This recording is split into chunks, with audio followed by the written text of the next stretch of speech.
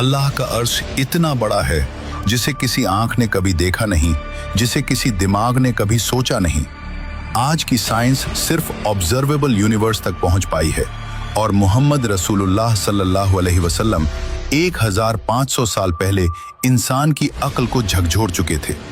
मोहम्मद रसूलुल्लाह सल्लल्लाहु अलैहि वसल्लम ने फरमाया, एक अंगूठी उठाओ और उसे एक बेइंतहा रेगिस्तान में फेंक दो, वही पहला आसमान है। अब ध्यान से सुनो, जब पहले आसमान को दूसरे आसमान से कंपेयर किया जाए तो पहला आसमान दूसरे के सामने सिर्फ एक अंगूठी बन जाता है, फिर दूसरा तीसरे के सामने अंगूठी, तीसरा चौथे के सामने अंगूठी, ऐसे ही सातों आसमान एक दूसरे से कहीं ज्यादा बड़े हैं।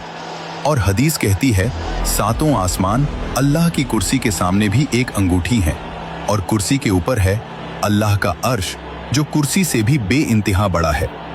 यहीं साइंस खामोश हो जाती है और यहीं से ईमान बोलना शुरू करता है।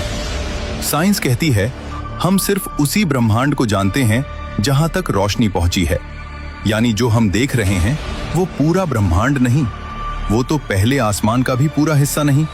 इंसान चांद तक गया, लेकिन पहले आसमान की हद आज भी अदृश्य है। अब सुनो, उसी अल्लाह ने जिसका अर्श इतना अजीम है, अपनी ताकत, हिफाजत और कुदरत को एक ही आयत में समेट दिया। अल्लाह, उसके सिवा कोई माबूद नहीं।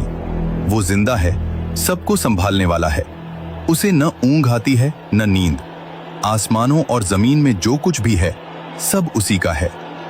कौन है जो उसकी इजाजत के बिना सिफारिश कर सके? वो जानता है जो उनके सामने है और जो उनके पीछे है। उसके इल्म में से कोई कुछ भी नहीं जान सकता मगर जितना वो चाहे। उसकी कुर्सी आसमानों और जमीन पर छाई हुई है और उनकी हिफाजत उसे थकाती नहीं। और वही सबसे बुलंद, सबसे अजीम है। जब इंसान यह आयत पढ़ता है, दिमाग समझ लेता है, सब कुछ मेरे कंट्रोल में नहीं, लेकिन सब कुछ सबसे ताकतवर कंट्रोल में है। साइकोलॉजी इसे कहती है अल्टीमेट सिक्योरिटी रिस्पॉन्स। डर पिघल जाता है, सांसें गहरी हो जाती हैं और दिल कहता है, अब मैं महफूज हूं। फिलॉसफी पूछती है, मेरा सहारा क्या है? आयतुल कुर्सी जवाब देती है, जो हमेशा से जिंदा है हमेशा जिंदा रहेगा, जो कभी मरता नहीं, जो कभी सोता नहीं, जो पूरे वजूद को थामे हुए है। जब इंसान खुद को रब्बुल अर्शिल अजीम से जोड़ देता है तो अस्तित्व का हर डर टूट जाता है।